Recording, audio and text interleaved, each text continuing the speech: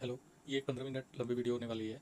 तो और इसमें मैंने अपनी सारी डिटेल शेयर कर दी है कि कैसे मेरी जॉब लगी, कब फॉर्म भरा था, आप लोग कैसे क्या कर सकते हो कि आप लोगों की भी ये जॉब लग जाए या यहाँ पे जॉब लग जाए, या क्या पेपर पैटर्न होते हैं, हर चीज़। तो सिट बैक, रिलैक्स करो और इसको आप चाहो तो उसको मैंने तो फास्ट फॉरवर्ड कर ही दिया है स्पीड को, लेकिन आप लोग भी थोड़ी बढ़ा सकते हो, इतनी नहीं कि आपको समझ में ना आए। और आराम से बैठ के इस वीडियो को पूरा पूरा देखो ताकि आपको ये चीज़ समझ में आ जाए। और मैंने वीडियो को ऐसा बनाया ही है कि इस वीडियो को आपको दोबारा या तिबारा देखने की ज़रूरत नहीं पड़ेगी। मैं चाहता हूँ छोटी छोटी वीडियोस बना के डाल सकता था ये सब चीज़ें, बट मैं चाहता नहीं हूँ कि आप लोगों का टाइम वगैरह वेस्ट हो। आप लोग मोस्टली जो आप लोग देखोगे वो पढ़ने वाले बच्चे ही देखोगे, तो आराम से बैठो, इसको एक बार में देख लो, चीज़ों को समझ लो। और अगर फिर कोई डाउट्स आते हैं तो आप मेरे से पूछ लेना, कमेंट सेक्शन में पूछ लेना, वेरियस जो सोशल मीडिया प्लेटफॉर्म से जहाँ मैं अवेलेबल हूँ वहाँ से आप लोग पूछ लेना। और अगर आप कोई ऐसे हो जो आप चाहते हो कि आपके बच्चे, आपके कोई भी रिलेटिव्स यहाँ पे लग जाए, तो आप मेरे चैनल को सब्सक्राइब कर लो और उन लोगों को भी ये वीडियो भेज दो ताकि वो भी सब्सक्राइब कर ले, ताकि जब ऐसी कुछ नोटिफिकेशन आए तो मैं आप लोगों से उस चीज़ को सबसे पहले शेयर कर सकूँ।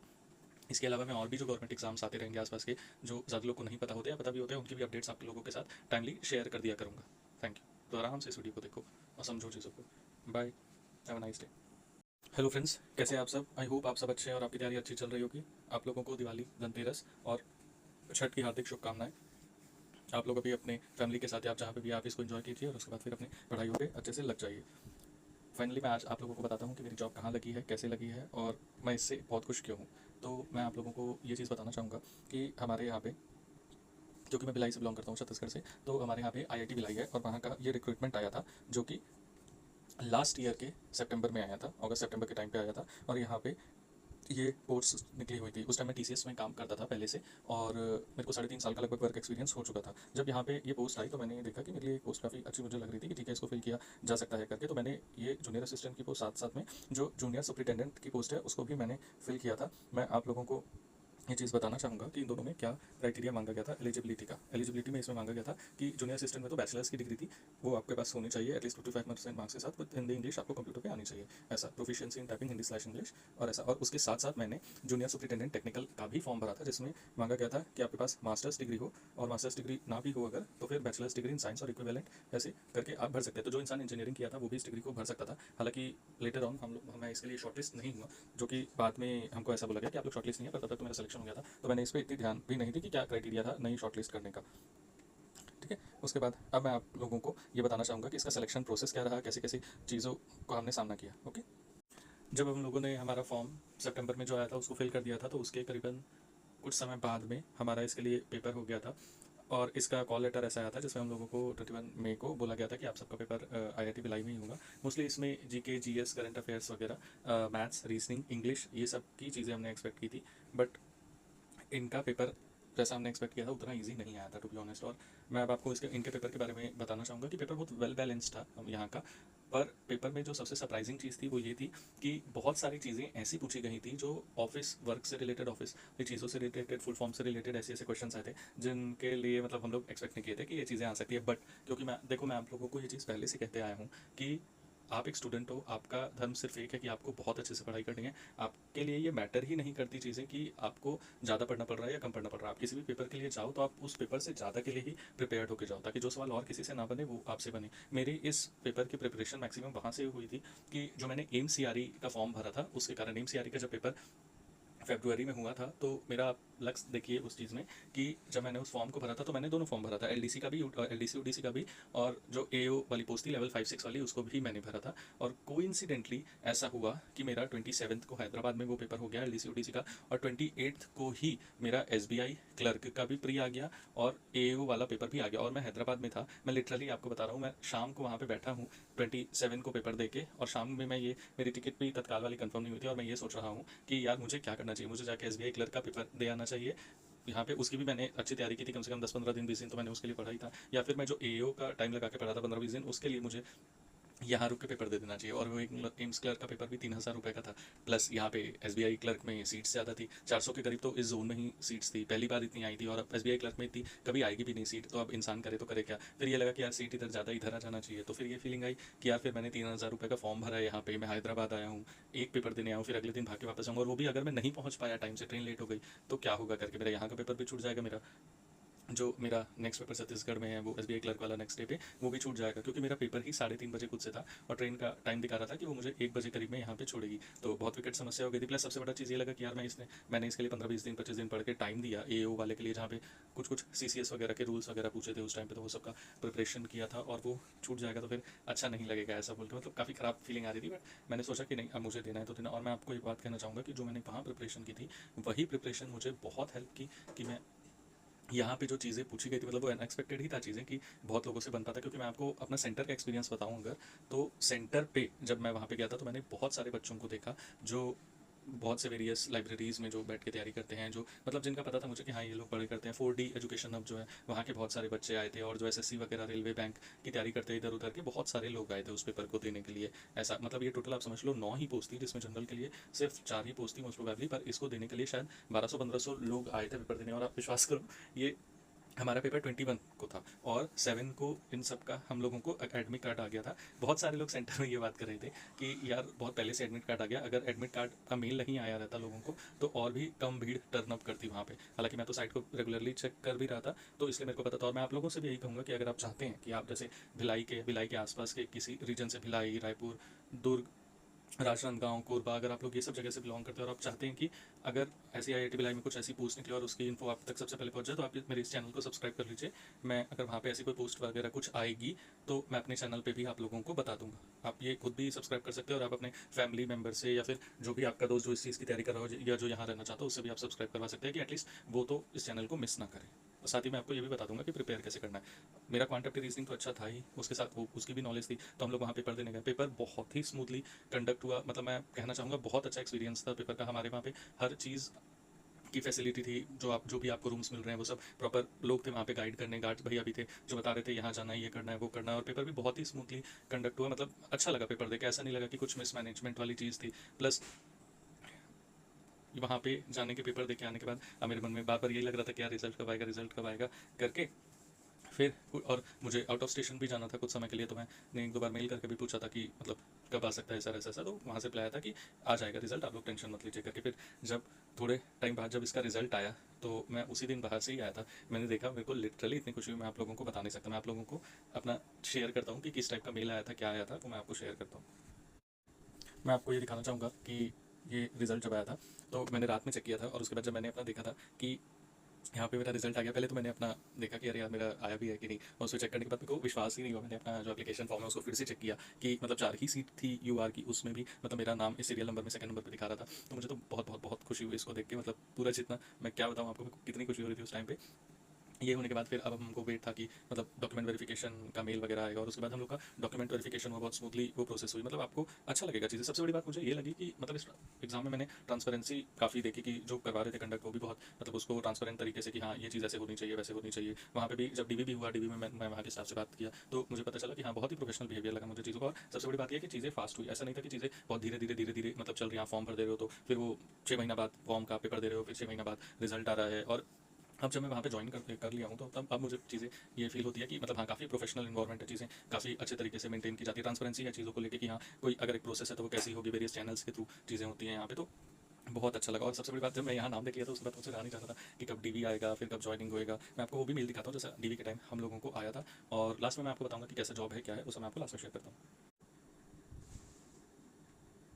मैं आज वीडियो बना रहा हूँ, मैं आप लोगों को अपना डीवी के टाइम पे ये दिखाता हूँ कि कैसा हमको मेल आया था। मतलब लिटरली जो भी इंसान तैयारी कर रहा होता है उसका एक ख्वाहिश रहता है ये चीज़ का कि मुझे एक मेल आया ऐसा जिसमें ये लिखा हो कि कॉन्ग्रेचुलेशंस आप सेलेक्ट हो गए। आप लिटरली आप जो अपनी तैयारी करते हो, जो भी इतनी मेहनत करते हो, वो लिटरली सिर्फ इस एक दिन के लिए रहती है कि मतलब आपको ऐसा कुछ मेल आया आप लोगों के साथ शेयर। और लिटरली मैं नहीं बता सकता कि कितनी कितनी कितनी ज़्यादा खुशी हुई थी वो कॉन्स्टेंटली चीज़ों को करना। मुझे आज भी याद आता है कि ऑफिस के पहले और ऑफिस के बाद टाइम जो भी मुझे टाइम मिलता था उसमें मैं टाइपिंग की प्रैक्टिस करता था, करंट अफेयर, रीजनिंग वगैरह जो भी पढ़ने रहती हो। मैथ्स मेरी काफ़ी वीक थी टू बी ऑनेस्ट, मतलब 10th तक बहुत अच्छी थी, उसके बाद मैंने मैथ्स पर भी ध्यान नहीं दिया तो मैथ्स वीक हो गई थी। तो फिर उसको कॉन्स्टेंटली बनाते रहना, फिर इवॉल्व करना, और उसमें जैसे जैसे आपसे चीज़ें बनने लगे, पहले आपसे चीज़ें नहीं बनती, फिर आप जब उसको सॉल्व करते हैं फिर वो आपसे बनने लगती है, तो जो सेटिस्फैक्शन मिलता है कि हाँ मतलब मैं कुछ प्रोग्रेस कर रहा हूँ। हर दिन आप ये सोचते हो कि मेरे में क्या कमी है, उसको कैसे ठीक किया जा सकता है, सिर्फ इसी दिन के लिए रहता है कि जब आपको ऐसा कुछ मिले और आप एकदम खुश हो। जो मैंने अपने पेरेंट्स से ये चीज़ शेयर की, दे वर लिटरली क्राइंग खुशी से कि मतलब चलो हमारा लड़का सेटल हो गया करके। सबसे बड़ी देखो, गवर्नमेंट जॉब आज के टाइम पे पाना वैसे ही बहुत टफ चीज़ है। मतलब मैं बहुत सारे लोगों को ऐसे जानता हूँ जो फुल टाइम इसकी प्रिपरेशन कर रहे हैं,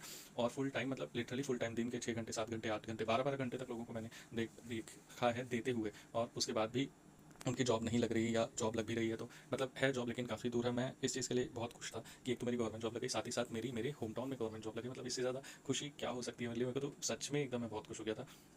मैं आपको क्या बताऊँ करके, मतलब जिनको भी ये चीज़ पता चली उस टाइम पे, हमारे वहाँ पे एक फंक्शन भी था, उन्होंने मुझे कॉल किया कि यार वाकई। और मैं इस चीज़ के लिए आप सब लोगों का धन्यवाद देना चाहूँगा, इवन मेरे पेरेंट्स जिन्होंने मुझ पे अपना विश्वास बनाए रखा। मतलब कहीं कभी ना कभी उनको भी लगा होगा कि यार ये आईटी में है, उसके साथ इसकी तैयारी भी कर रहा है। मैं अपने फ्रेंड्स को काफ़ी थैंकफुल हूँ कि उन्होंने मतलब मेरा साथ नहीं छोड़ा। मैं पहले मुझे इंस्टाग्राम वगैरह चलाना बहुत ज़्यादा पसंद था, मैं बहुत चलाता था, बहुत दोस्त यारी सब करता था मैं। लेकिन उसके बाद जब मैं यहाँ फिर आईटी में आया, फिर मुझे ये चीज़ समझ आई कि यार मैं दो चीज़ इतनी टफ एक साथ लेके नहीं चल सकता। या तो प्रॉपर आईटी की जॉब करूँगा, सोशल मीडिया वगैरह यूज़ करूँगा, या तो फिर मतलब छोड़ के फिर पढ़ाई करूँगा तो भी यूज़ कर सकता हूँ। पर दोनों ही मेरे पास छोड़ने का ऑप्शन नहीं था। तो मैंने फिर सोचा कि ठीक है, सोशल मीडिया वगैरह को बंद किया जाए।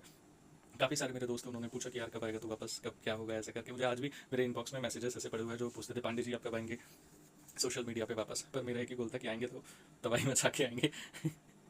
तो इसीलिए उसी चीज़ के लिए पढ़ाई हो रही थी। काफ़ी टाइम ये भी लगा कि यार पता नहीं ये हो पाएगा कि नहीं, क्योंकि बहुत सारे लोगों को मैंने देखा अनसक्सेसफुल होते हुए, बट मन में एक विश्वास था कि यार हो चाहे ना हो, मैं तो अपना बेस्ट देके रहूँगा। मैंने आज भी मेरे दीवार पे एक कोट मैं आपको बताऊंगा, उसमें लिखा हुआ है कि what you want to say to people, how did you spend your life when you were in your 20s। और ये चीज़ हमेशा मेरे मन में थी कि मुझे दूसरों से बेटर बनना है, मुझे फाइट करनी है, मुझे ऐसा कुछ अचीव कर लेना है जो मैं बाद में फ्लॉन्ट कर पाऊँ। टू बी ऑनेस्ट, मैं पढ़ाई में भी यही चीज़ सोचता था कि हम लोग एकदम मिडिल क्लास बैकग्राउंड से आते हैं ना, तो हमारे पास पढ़ने के अलावा ऐसा कोई चीज़ ही नहीं थी, मतलब जिसको आप दिखा सको, फ्लॉन्ट कर सको, गाड़ी चीज़ें वो सब। तो मुझे लगा था कि अगर मुझे पढ़ने का मौका मिल गया है तो मैं उसको बिल्कुल बहुत अच्छे तरीके से करूँगा कि लोग मुझे याद रखें, इस टाइप का।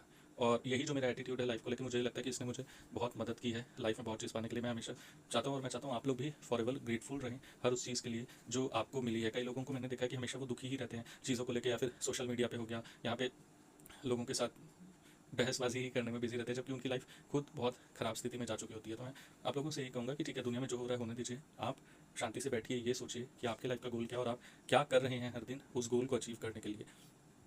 जब आप ये चीज़ समझ जाएँ, फिर आप उसी पे लगे रहे। दुनिया में क्या हो रहा है, रिलेटिव्स आपके क्या बोलते हैं। आई नो मोस्ट बहुत सारे लोग आप में से ऐसे होंगे जिनके रिलेटिव्स बहुत कुछ बोलते होंगे आपके बारे में, सामने भी पीठ पीछे भी, पता नहीं कैसा है, नालायक है, कब सक्सेसफुल होगा, क्या होगा। उनकी बेटी को देखो, उनके बेटे को देखो, वो तो आईटी में जॉब कर रहे हैं, आईटी में जॉब करके इतने सक्सेसफुल हो गए हैं, एटलीस्ट घर से पैसा नहीं मांगना पड़ता।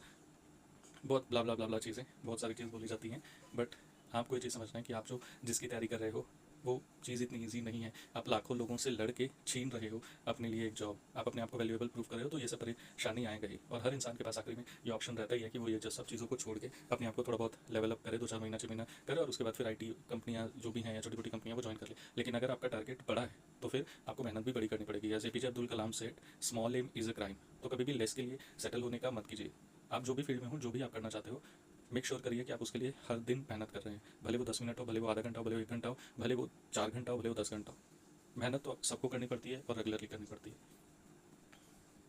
तो ऐसा मुझे जस्ट बात बात में बह गया, बट ये मुझे आया था तो मैं आप लोगों को शेयर करना चाहता था ये चीज़ें। और यार सच कहूँ तो जो खुशी होती है ना जॉब लगने के बाद, मतलब ऐसी जो जॉब आप चाहते हो, गवर्नमेंट जॉब जैसी चीज़, फिर आपको जो खुशी होती है आप बता नहीं सकते किसी को। जो आपकी नज़र में जो आपकी इज़्ज़त रहती है लोगों की नज़र में, वो अलग ही हो जाती है, वो अलग ही आपको चीज़ें दिखती है।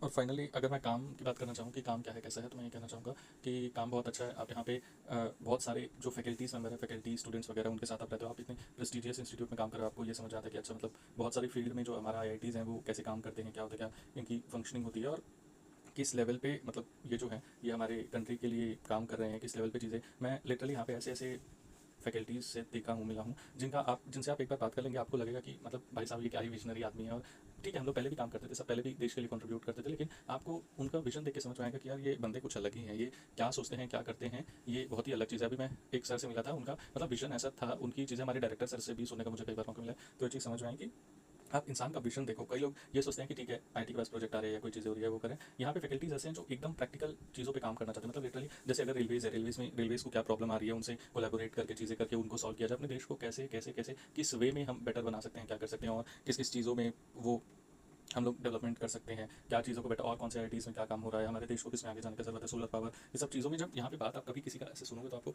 बहुत ही लगेगा कि हाँ यार मतलब मैं काफ़ी अच्छे जगह आ गया हूँ, काफ़ी अच्छे लोगों के बीच में आ गया, और लिटरली ये वर्क करते हैं मतलब देश के लिए। यहाँ पे मेरे को इस इंस्टीट्यूट में अभी तक तो कोई भी ऐसा ज़्यादा दिखा नहीं जो मतलब पर्सनल गोल पे ज़्यादा फोकस हो। सबका ये है कि यार मतलब कुछ अच्छा करना, बढ़िया करना है देश के लिए। और हमारे डायरेक्टर सर का भी मतलब मुझे काफ़ी विशनरी लगे वो इस चीज़ में। कि जिस वे में वो बात करते हैं या जो उनकी वे ऑफ थिंकिंग है कि कैसे क्या एक आईआईटी होना चाहिए, ये क्यों एस्टैब्लिश हुआ था, है ना। हम सब जानते हैं कि आईआईटी जो एस्टैब्लिश हुए थे वो इसीलिए हुए थे कि मतलब हमारे देश को टेक्नोलॉजिकली बहुत एडवांस बना सके। हमारे कई सारे आईआईटीएंस हैं जो नासा में, जो इसरो में, जो बार्क में, डीआरडीओ में बहुत सारी जगह गए हैं और इस देश का नाम रोशन करें। तो वैसे लोगों के बीच में रहने में, वैसे फैकल्टीज़ के बीच में रहने में जो इन लोगों को गाइड करते हैं, मोल्ड करते हैं, और वैसे बच्चों के बीच में भी रहने में यहाँ पे मुझे काफ़ी सारे बच्चे ऐसे दिखे जो बहुत अलग अलग तबके से आते हैं, बहुत अलग अलग जगहों से आते हैं। कोई ऐसा है जिसको बिल्कुल हिंदी नहीं आती, कोई ऐसा है जिसको हिंदी के अलावा और कुछ नहीं आता, कोई बहुत ही गरीब घर से, कोई बहुत ही अच्छे घर से, और यहाँ पे सबको बराबर ट्रीट करके सबको मतलब एक साथ समझा जा रहा है कि नहीं, हमको इनको शिक्षा देनी है, हमको इनको कुछ अच्छा करना है। तो बहुत ही अच्छा हमारा जॉब प्रोफाइल है। जॉब में भी मैं आपको बताऊँ तो क्या बताऊँ, मेरा काम वैसे ही है जैसा टीसीएस में, जैसे मेरा काम था, हम लोगों को कंप्यूटर से रिलेटेड सारी चीज़ें करनी रहती हैं, सारे काम रहते हैं, काफ़ी अच्छे अच्छे लोगों से हमारी बातचीत होती है। जॉब अच्छी है, जो भी करना चाहता है वो इस चीज़ को लुकअप टू कर सकता है। ऑब्वियसली काम काफ़ी है, प्रेशर काफ़ी रहता है कई बार, लेकिन ये है कि आपको मज़ा आएगा। फ्रंट आपको लगेगा कि हाँ, फ्रंट रो से चीज़ें देख रहे हो, इंडिया की डेवलपमेंट में अपना योगदान दे रहे हो, और आपको यहाँ आने के बाद आपको ये चीज़ समझ में आता है कि जो बड़े बड़े लोग रहते हैं, जो विशनरीज रहते हैं, जैसे हमारे मोदी जी हैं, और जो हमारी मिनिस्ट्री है वो एक्चुअली में क्या काम कर रही है, बाहर से लोगों को नहीं समझ आता, पर वहाँ समझ आता है कि क्या काम हो रहा है देश की प्रगति के लिए। तो मैं बस यही कहना चाहूँगा। मैं चाहूँगा कि अगर आपको वीडियो अच्छा लगा कि क्या कैसा, और आपको कोई भी इन्फो चाहिए हो, कोई भी चीज़ चाहिए हो, तो कमेंट सेक्शन खुला है, आप इसमें अपने डाउट्स पूछ सकते हो जो भी है, या फिर आप इनको अपने नियर डियर वंस के साथ शेयर भी कर सकते हो, जो ऐसा हो जो इसमें जॉब लगाना चाहता हूँ। मैं बिल्कुल गाइड मैं बिल्कुल कर दूँगा, वेरियस चैनल्स के थ्रू आप मेरे से जुड़ सकते हो, ताकि अगर ऐसी कोई अपडेट आए और किसी अच्छी एग्जाम्स की अपडेट आए तो मैं आपको इसमें शेयर कर सकूँ। Thank you, bye.